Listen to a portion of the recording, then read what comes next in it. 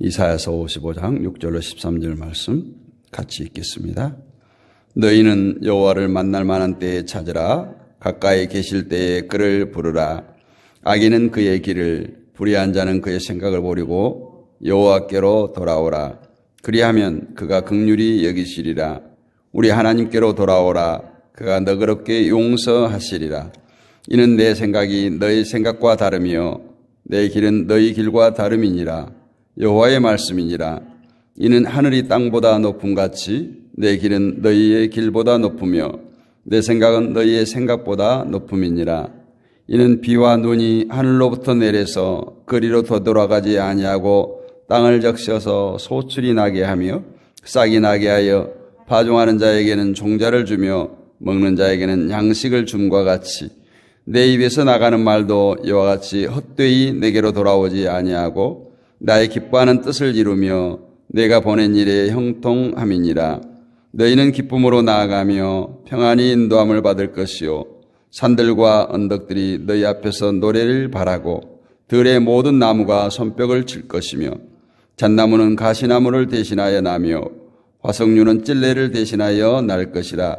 이것이 여호와의 기념이 되며 영영한 표징이 되어 끊어지지 아니하리라.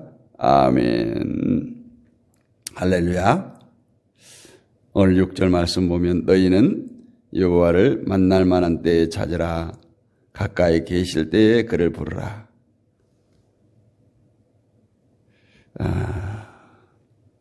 우리 신앙생활은 우리의 신앙이 내가 믿는 것인가 또 믿어지는 것인가 이 문제에 있어서 확실한 이해가 필요합니다. 믿음은 분명히 하나님께서 우리에게 주신 선물입니다. 하나님께서 주셨기 때문에 믿음이 가능하다. 이 차원에서 생각해 본다면 믿음은 믿어지는 것이지 믿는 것이 아니다. 이런 결론이 나옵니다.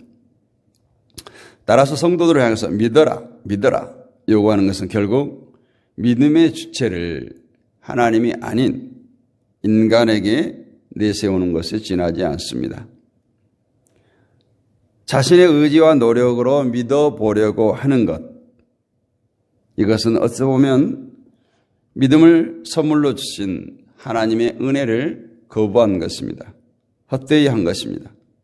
믿음을 믿어진다라고 할 때 믿음을 위해서 인간에게 요구되는 것은 전혀 없음을 이사야 선지자는 계속해서 말씀하고 있습니다. 그래서 자신의 믿음을 키우기 위해서 어떤 방법을 동원하거나 어떤 대책을 세우는 것도 필요가 없습니다. 있다면 내가 믿음 없음을 한탄하고 하나님 앞에 무릎 꿇는 겁니다. 마찬가지로 믿음 없음이라는 것도 자신의 종교 행위를 근거로 해서 판단해서도 안 됩니다. 내가 남들보다 뭔가를 내가 못하고 있어. 남들보다 많은 것을 하지 못하고 있음으로 인해서 나는 믿음 없는 사람이구나. 이렇게 생각해서도 안 된다는 거예요. 믿음은 뭔가를 하게 하는 것이 아니라 믿음은 나를 포기하고 나를 내세우지 않고 오직 주만 바라보게 하는 것입니다. 그런데 사람들은 믿음을 위대한 행위를 이끌어내는 강력한 자랑으로 여깁니다. 믿음이 있는 사람은 보통 사람과 다른 행동을 한다는 거예요. 그래서 가난하면서도 억지로 구제를 하고 헌금도 많이 하고 11조도 철저히 하고 주일 예배는 빠진 적이 없고 예배 시간 30분 전에 나와서 기도하고 찬송하고 바쁜데도 불구하고 집안일은 내팽개치고 교회 일에 열심히 하고 여러 가지 섬기는 것을 내가 정말 믿음이 괜찮다. 내가 믿음이 좋다라고 생각합니다. 믿음이 인간에 의해서 만들어지고 있다라는 거죠. 믿음을 하나님의 선물이라고 하는 성경 말씀이 무색할 정도로 인간들이 감탄할 만한 믿음을 얼마든지 만들어내고 있다라는 거예요. 믿음은 오직 예수 그리스도만 따라가게 하는 힘입니다. 예수님께서 우리의 길이 되시고 진리 되시고 생명이기 때문에 다른 것에 마음을 빼앗기지 않고 처음부터 끝까지 주님만 따라가도록 하는 것이 믿음이에요. 그런데 사람들이 이러한 믿음을 잘못 이해한다는 거예요. 그 이유는 우리 인간에게 행위라고 하는 본성이 있기 때문에 그렇습니다. 인간은 이런 행동하지 않고 견디지 못하는 습성이 있어요. 불안해요. 내가 한 행동, 내가 하는 업적, 내가 한 행위를 봐야 안심하고 마음에 안정감이 듭니다. 그래서 예수님을 따라가고 있다는 증거, 우리가 신앙생활, 믿음생활을 잘하고 있다는 증거도 내 행동에 의해서 그것을 발견하고 하고 내 행동에 의해서 안정감을 찾는데 이것이 십자가 앞에 놓인 걸림돌이 된다는 거예요. 교회는, 성경은 행위를 가리켜서 믿음이라고 말하고 있지 않습니다. 참된 교회는 그래요. 이러한 인간의 행위는 어쩌면 십자가를 향해서 나가는 길에 있어서 큰 걸림돌이 될 수밖에 없습니다. 자신의 행위를 바라보고 그 행위를 믿음의 증거로 삼으면서 살아왔던 사람에게 그 행위가 없어질 때 어떻게 되겠습니까? 불안하겠죠. 혼란스러워하겠죠. 믿음 없음을 한탄하겠죠. 내가 의지하던 것이 사라져버릴 때 그 당황함은 무척 큽니다. 그러나 처음부터 십자가만을 믿음의 증거로 삼으면서 살았던 사람은 행위가 있든 없든 내 손에 쥐고 있는 것이 사라지든 말든 변함없이 주님을 의지하고 주님을 따라갈 수밖에 없습니다. 그런데 지금 성도들에게 있어서 관심은 예수님을 따라가는 것이 아니라, 예수님만 따라가는 것이 아니라 예수님을 따라가면서 무엇인가 해야 된다는, 그래야만이 내가 하나님을 기쁘게 하고 그 덕분에 내가 복을 받을 수 있지 않을까, 이런 생각을 한다는 거예요.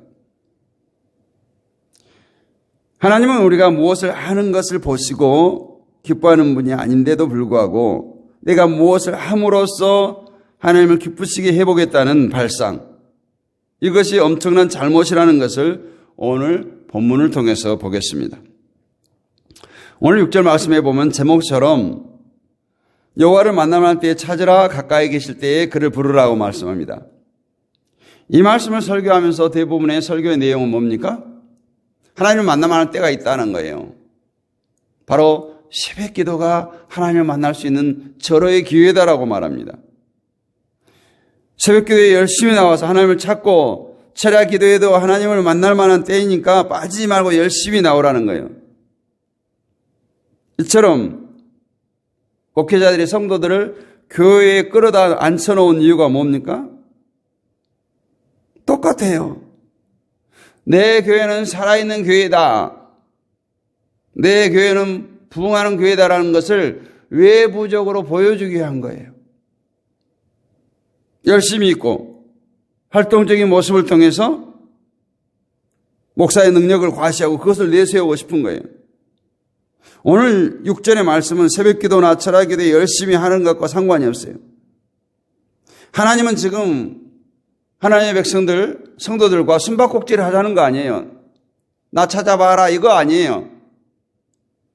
하나님은 어딘가에 숨어 계시고 우리에게 찾아오시기를 원하는 그런 하나님이 아니시라는 거예요. 어쩌면 하나님께서는 우리를 찾아오시는 분이에요. 여호와를 만날 만한 때에 찾으라, 가까이 계실 때에 부르라고 말씀하셨는데 여기서 우리 한 가지 이상한 점을 발견할 수 있어요. 분명 구약에서는 하나님을 만날 수가 없어요. 우리가 가까이 할 수도 없는 분이에요. 실제로 여호와를 가까이 하거나 본 자는 죽습니다.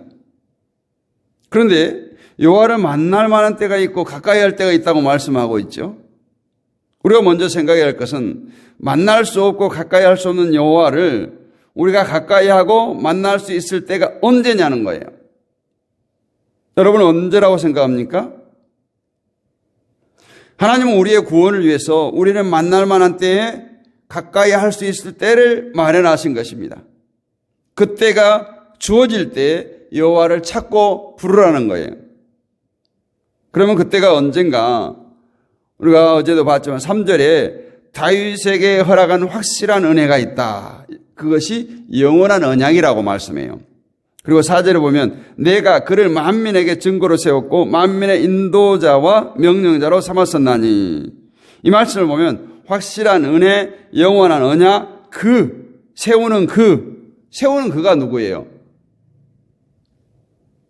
분명히 인간은 죄인이기 때문에 하나님을 가까이 할 수도 없고 찾을 수도 없고 만날 수도 없다고 했는데, 구약에서 하나님께서 마련하신 장치는 성막이었어요. 제사였어요.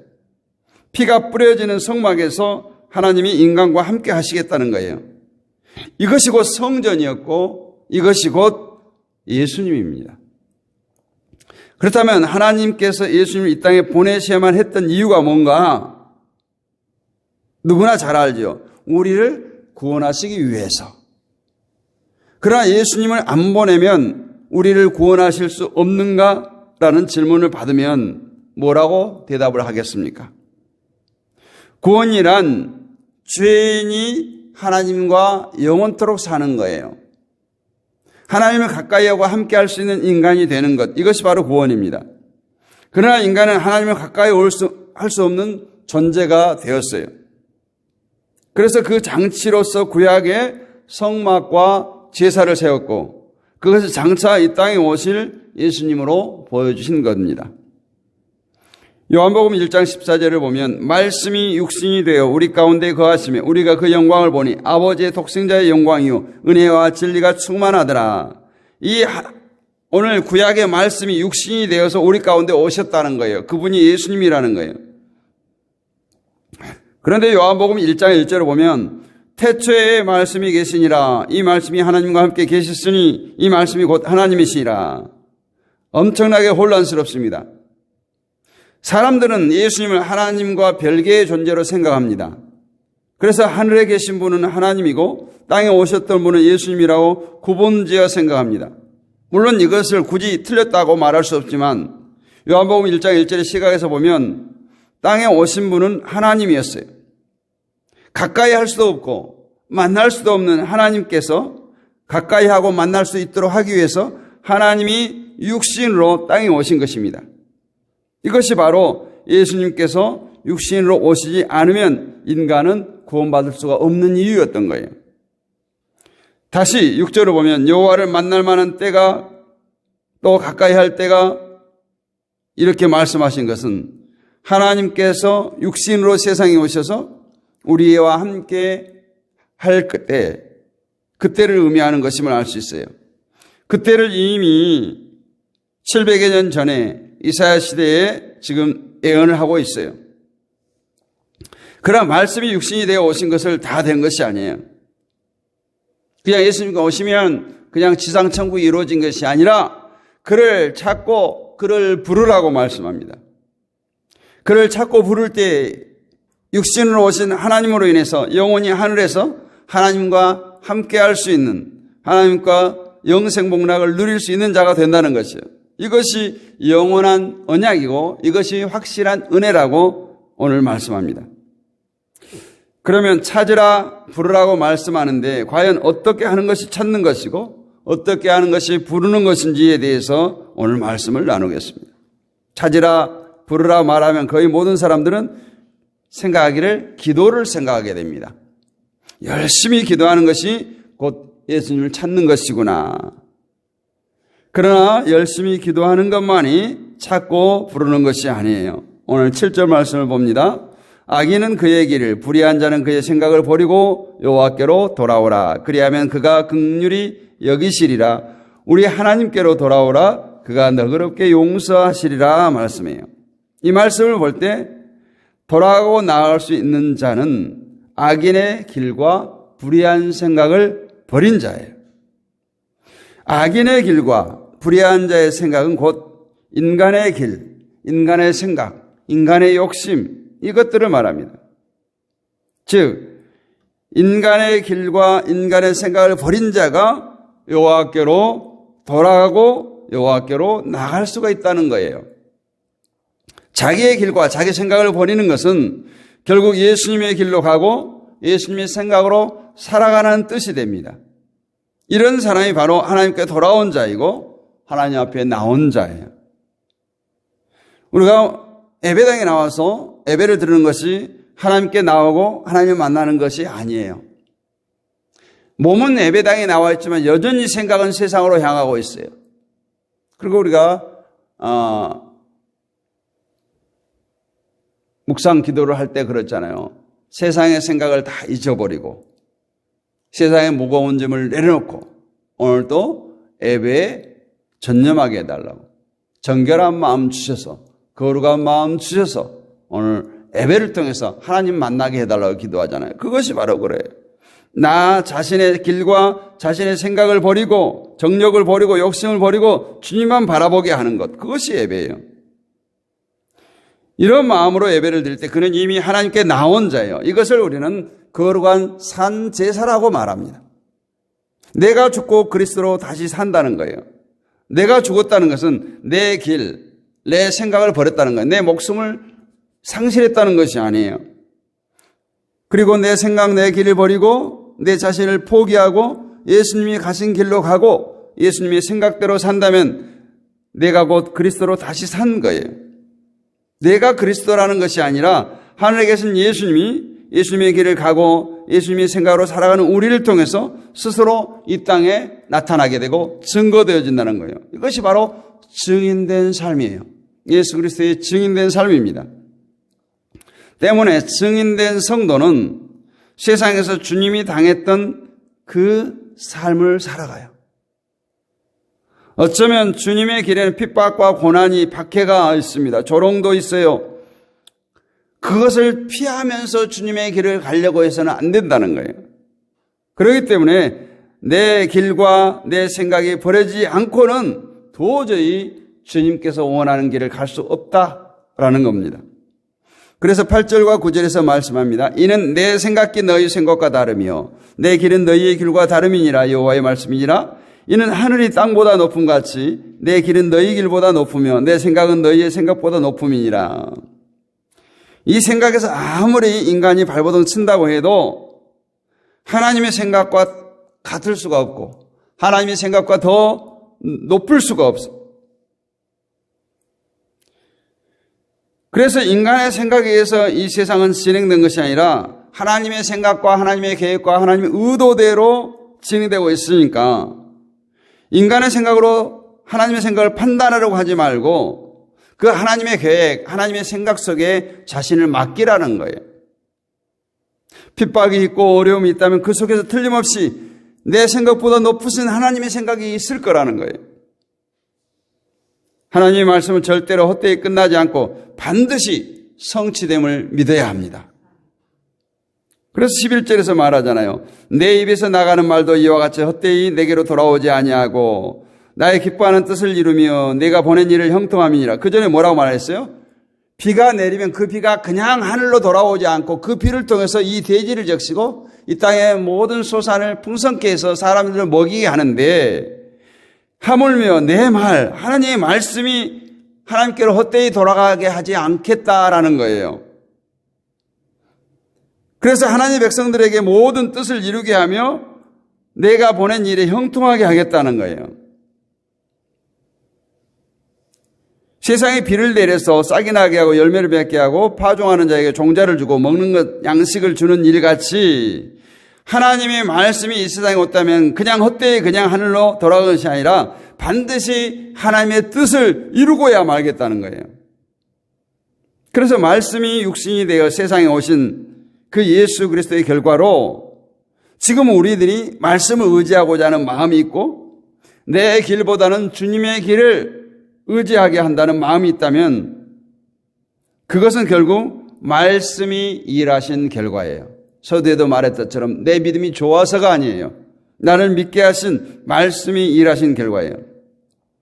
그래서 말씀이 일하고 있음을 안다면 내 뜻보다는 말씀이신 하나님의 뜻에 나를 맡겨서 인도하는 대로 흘러가는 것, 그것이 바로 하나님께 나온 자들이에요. 그가 바로 하나님을 만남하는 자예요. 우리가 하나님과 충돌하는 것, 성경 말씀과 충돌하는 것은 우리 계획이 하나님과 따로 존재하기 때문에 그래요. 내 계획과 하나님의 뜻이 맞지 않기 때문에 충돌이 발생한다는 거예요. 우리의 걱정도 고민도 염려도 다 마찬가지예요. 모두가 내 계획대로 안 되기 때문에 걱정하고 근심하고 염려하고 불행해한다는 거예요. 그러면 이 말씀이 세상에서 완전히 이루어지는 것은 무엇일까요? 그것은 바로 십자가예요. 십자가가 바로 말씀의 완성입니다. 그래서 우리가 찾고 부르며 나와야 할 것은 바로 십자가 앞이에요. 십자가 그늘 아래 나시기 원하네. 오늘 찬양했던 것처럼 우리가 따로 이루어할 것은 없어요. 우리는 다만 완전히 이루어진 말씀의 완성체인 십자가 그늘 아래 쉬면 됩니다. 그러나 십자가를 바라본다는 것은 자기의 길과 자신의 생각을 버린 자에게만 해당된다는 것임을 알아야 돼요. 자기 인생에서 내가 스스로 뭔가 이루어 보려고 하고 내가 애써서 뭔가 주님께서 다 이루어진 십자가가 거기에다 내 인생의 뭔가를 덧붙이려고 해서는 안 된다는 거예요. 그 모든 것을 내려놓고 포기하고 비워내고 주님께서 다 이루어진 완성하신 십자가가 내 인생이 되도록 해달라고 우리는 찾고 부르짖어야 된다는 거예요. 그 결과 우리에게 되는 은혜가 바로 뭐냐? 12절에 말씀한 대로 너희는 기쁨으로 나가며 평안히 인도함을 받을 것이요 하는 거예요. 우리가 십자가 은혜 안에 거할 때, 십자가의 길이 내 인생길이 될 때 우리가 기쁨이 넘치고 평안의 인도함을 받게 된다라는 겁니다. 우리 모두가 하나님을 만날 만한 때에 찾고 가까이 계실 때에 부르기를 원합니다. 그것은 바로 내가 십자가 그늘 아래 머물기를 원하도록 날마다 기도하는 거예요. 그래서 우리가 하나님께 베푸신 그 은혜를 누리며 오늘 12절의 말씀처럼 기쁨으로 나아가며 평안히 인도함을 받는 축복을 누릴 수 있는 우리 모두가 되시기를 주님의 이름으로 축복합니다. 은혜가 풍성하신 아버지 하나님 감사합니다. 우리를 위해서 예수 그리스도를 이 땅에 보내시고 십자가로 모든 것을 완성케 하시고 죄와 사망 고생을 깨뜨리시고 부활하신 그 주님을 찬양합니다. 그 주님을 바라봅니다. 그 주님의 길을 따라가겠습니다. 우리의 연약함을 아시는 주님, 날마다 나를 위해서 뭔가를 보태려고 하는 것이 아니라 오직 주님만 의지하고 내 생각, 내 계획을 다 내려놓고 정말 나의 생각보다 내 계획보다 크신 하나님의 놀라우신 섭리 가운데 우리의 삶이 인정받게 하옵시고 따라가게 하옵시고 참 평강을 참 기쁨을 누릴 수 있는 우리 모두가 되게 하옵소서. 아버지 하나님께서 이 새벽에도 깨어기도하는 사랑하는 주의 백성들을 기억하옵소서. 저들의 간구를 들으시고 응답하여 주옵소서. 저들의 삶의 터전을 축복하시고 가정을 축복하시고 섬기는 교회를 축복하여 주옵소서. 무엇보다 새벽마다 간구하여 부르짖사오니 우리의 기도를 들으시되 하나님 선하신 때에 하나님 영광 위에서 응답하여 주시고 이곳저곳에서 하나님의 만난 간증의 주인공들이 일어나게 하옵소서. 믿사옵고 살아계신 우리 예수 그리스도의 이름으로 감사드리고 기도하옵나이다. 아멘. 하늘에 계신 우리 아버지, 아버지의 이름을 거룩하게 하시며 아버지의 나라가 오게 하시며 아버지의 뜻이 하늘에서 같이 땅에서도 이루어지게 하소서.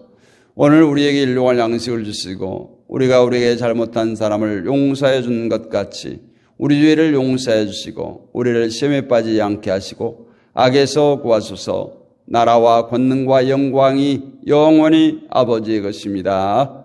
아멘.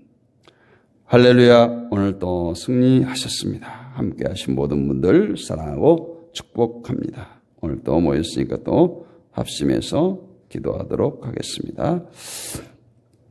이 나라와 이 민족을 위해서 기도합니다. 한국 교회를 위해서, 한반도 평화를 위해서 기도합니다. 세계 평화를 위해서 기도합니다. 선교사님들을 위해서 기도합니다.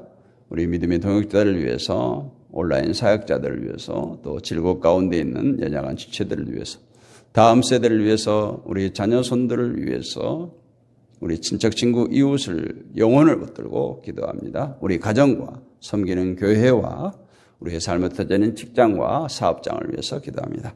오늘 화요일입니다. 세계 평화를 위해서 또 선교사님들을 위해서 기도합니다. 미얀마의 강한 지진으로 해서 인접국들까지 지진 피해가 심하고 또 선교사님들의 어려움도 많은데 속히 회복되어지게 하시고 정말 이런 재앙이 이 지구촌에 일어나지 않기를 바라는 마음으로 기도하겠습니다. 우리 주여 크게 한번 부르짖고 기도합니다.